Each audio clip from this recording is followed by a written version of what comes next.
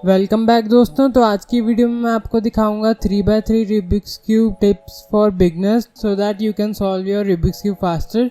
तो आइए शुरू करते हैं। तो सबसे पहली टिप ये है कि रूबिक्स क्यूब सॉल्व करने से पहले आपको वाइट क्रॉस के सारे पीसेस ढूंढ लेने हैं सो दैट आपको बाद में प्रॉब्लम ना आए। जब टाइम शुरू हो जाए आप तब ढूंढने बैठो। इससे अच्छा कि आप सॉल्व करने से पहले ही सारे क्रॉस के पीसेस फाइंड कर लें और अपना क्रॉस प्लान कर लें। अगर आप नहीं प्लान कर सकते तो फिर भी आप एटलीस्ट ट्राई करें कि आप याद रखें कि कौन सा पीस कहाँ पे था, सो दैट आपको बाद में जब सॉल्व करेंगे तब आपके ध्यान में होगा कि कौन सा पीस कहाँ पे था और आप वो यूज़ कर सकते हैं मूव्स। तो ये आपके टाइम में काफ़ी बड़ा डिफरेंस ला सकता है। तो जैसे इस क्रॉस में मैं अगर प्लान करूँ तो ये ग्रीन, ऑरेंज, ब्लू और रेड के पीसेस एक बार रिकॉग्नाइज कर लिए मैंने। अब हम इसको सॉल्व करेंगे। तो आपको क्रॉस भी कैसे सॉल्व करना है कि आप उस पोजीशन में रखें क्यूब को जहाँ से आप एफिशिएंटली सॉल्व कर सकें, अपनी फिंगर ट्रिक्स भी यूज़ कर सकें। जैसे ब्लू यहाँ पे है तो मैंने इसको ऐसे किया, ऐसे, और ये क्रॉस सॉल्व हो गया। तो अगर आप प्लान करें और फिंगर ट्रिक्स यूज़ करें तो एफिशिएंटली क्रॉस सॉल्व हो सकता है। अगर आपको और डिटेल में जानना है तो आई बटन में आप देख सकते हैं वीडियो, मैंने क्रॉस को एफिशिएंटली सॉल्व कैसे कर सकते हैं उस पर एक स्पेशल वीडियो बनाई हुई है, आप जाकर देख सकते हैं। तो बढ़ते हैं अगली टिप की तरफ। तो सेकंड टिप ये है कि प्रॉपर टर्निंग टेक्निक्स और फिंगर ट्रिक्स लर्न करें आप। तो जैसे बिगनर्स को काफ़ी आदत होती है कि आप वो पूरे रिस्ट यूज़ करते हैं ऐसे घुमाने में या फिर ऐसे। वैसे राइट और लेफ्ट टर्न्स में तो आप रिस्ट यूज़ करेंगे, बाकी भी जैसे टॉप लेयर होगी या बॉटम लेयर होगी, इसको घुमाने के लिए भी आप पूरी रिस्ट रोटेट करते हैं। इसके बजाय आप ऐसे ही पकड़ें कि आपके दो थम्स यहाँ पे ऐसे हों फ्रंट में और बाकी की फिंगर्स यहाँ बैक में हो। तो आप जब भी सॉल्व करें तो कोशिश करें ऐसे ही सॉल्व करें, रीग्रिप ना करना पड़े आपको। और जब भी करेंगे सपोज आपको ये आर प्राइम यूज़ करना है, कि आपको ऐसे इजी लगता था पर एडवांस थोड़ा करना पड़ेगा अगर आपको तेज़ होना है। ये हैंड ऊपर लाने के बजाय ऐसे था, ऐसे इसको ऊपर करेंगे तो ये वाली फिंगर से आप ऐसे टर्न कर सकते हैं। दोबारा देखें, ऐसे, और ये वाली फिंगर से ऐसे टर्न कर सकते हैं या फिर लेफ्ट हैंड की फिंगर से ऐसे पुश कर सकते हैं और ये वाला पीस ऐसे आ गया। बजाय कि आप जब बिगनर्स मेथड में यूज़ करते हैं तब आप ऐसे पकड़ के ऐसे यूज़ करते हैं।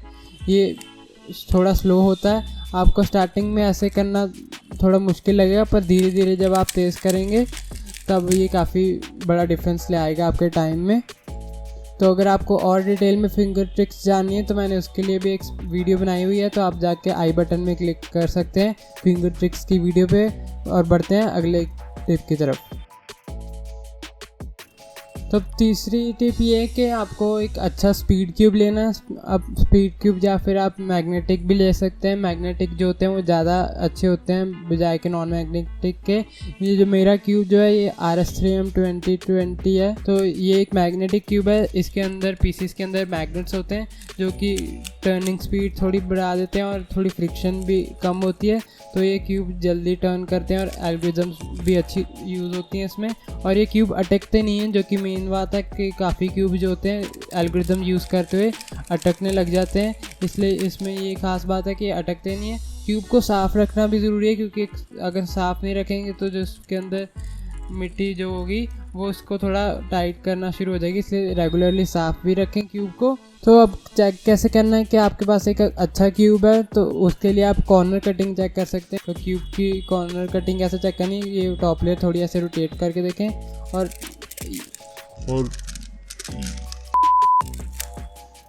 ऐसे रोटेट करें और ये साइड वाली लेयर को ऐसे टर्न करके देखिए। अगर आसानी से हो रहा है तो अच्छी बात है। रिवर्स चेक करना है तो आप ऐसे चेक कर सकते हैं। तो ये क्यूब को भी 1 साल से ऊपर हो गया और काफ़ी अच्छा चल रहा है। इसी में मेरा बेस्ट टाइम था 15 सेकेंड्स। तो ये हो गया। तो ये भी ध्यान रखना है कि आप तेज़ टर्न कर सकते हैं क्यूब को, और जो टर्न करते हुए क्यूब के जो पीसेस हैं वो बाहर ना निकल आएँ। काफ़ी क्यूब में होता है कि पीसेस जो होते हैं उसके बाहर निकल आते हैं सॉल्व करते करते। अगर आपको और थोड़ा तेज़ करना है तो रूबिक्स क्यूब की ल्यूब आती है जो एक तरह से फ्रिक्शन कम करती है, तो इसके अंदर आप ड्रॉप्स डालेंगे तो अपने आप थोड़ा स्मूथ हो जाएगा और फास्ट टर्न करेगा। और ध्यान रखें कि क्यूब में जो ये पीसेस होते हैं वो थोड़े यहाँ पे कर्व हो, यहाँ पे जैसे आप देख सकते हैं, क्योंकि काफ़ी जो रेगुलर नॉर्मल क्यूब्स होते हैं सस्ते वाले, उसमें ये कर्वनेस नहीं होती, तो उसकी वजह से भी थोड़ा फ़र्क पड़ जाता है टाइमिंग में। तो अगर आपको ये वाला क्यूब लेना है, इसका लिंक आपको डिस्क्रिप्शन में मिल जाएगा, वहाँ से आप ले सकते हैं।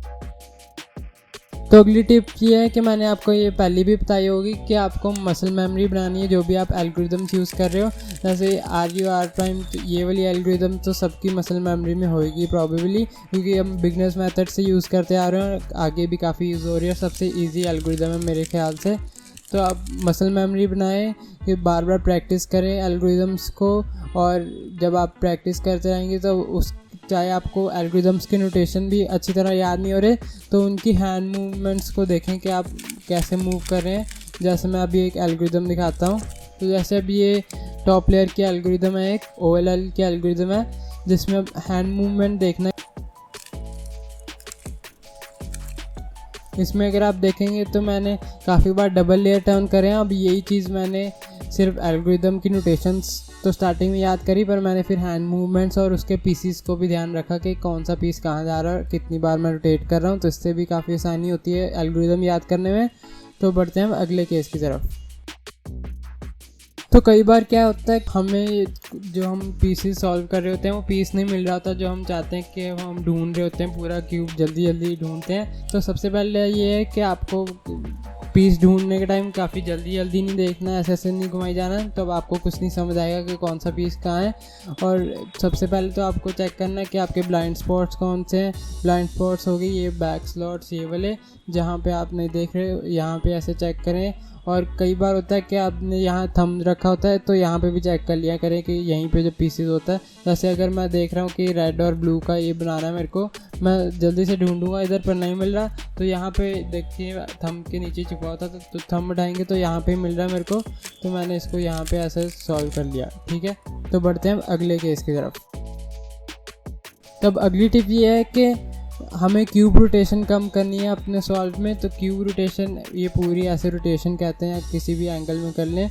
ये रोटेशन काफ़ी टाइम लेती है, बजाय कि सपोज़ आपको अगर कोई पीस ढूंढना जो टॉप लेयर में है, आप पूरी क्यूब रोटेशन करने के बजाय अकेले टॉप लेयर घुमाएंगे तो वो ज़्यादा तेज़ आएगा, और कम से कम आप क्यूब रोटेशन करें तो बेहतर रहेगा। तो जैसे ये वाला अगर F12 केस मेरे को करना है, यहाँ पे इसका कॉर्नर है, यहाँ पे एज इंसर्टेड है, तो यहाँ पे मैं क्यूब रोटेशन करके नहीं देखूंगा कि वो कौन सी ओरिएंटेशन है, बजाय कि मैं टॉप लेयर ऐसे टर्न करूँगा, यहाँ पे ऐसे मैं इसको सॉल्व कर लूँगा। तो आज की वीडियो के लिए इतना ही। I hope you like my video on 3x3 Rubik's cube tips for beginners so that you can solve the Rubik's cube faster. तो मिलते हैं अगली वीडियो में। Till then keep learning. तो अगर आपको और कोई क्यूब सीखना है, 2x2, 3x3, CFOP मेथड सीखना है जो बिगनर से भी और भी तेज़ कर देगा, जैसे कि आप 30 से 20 सेकेंड्स के अंदर अंदर सॉल्व करना चाहते हैं, तो आपको CFOP मेथड सीखना चाहिए। उसके लिए वीडियो आप देख सकते हैं यहाँ पे।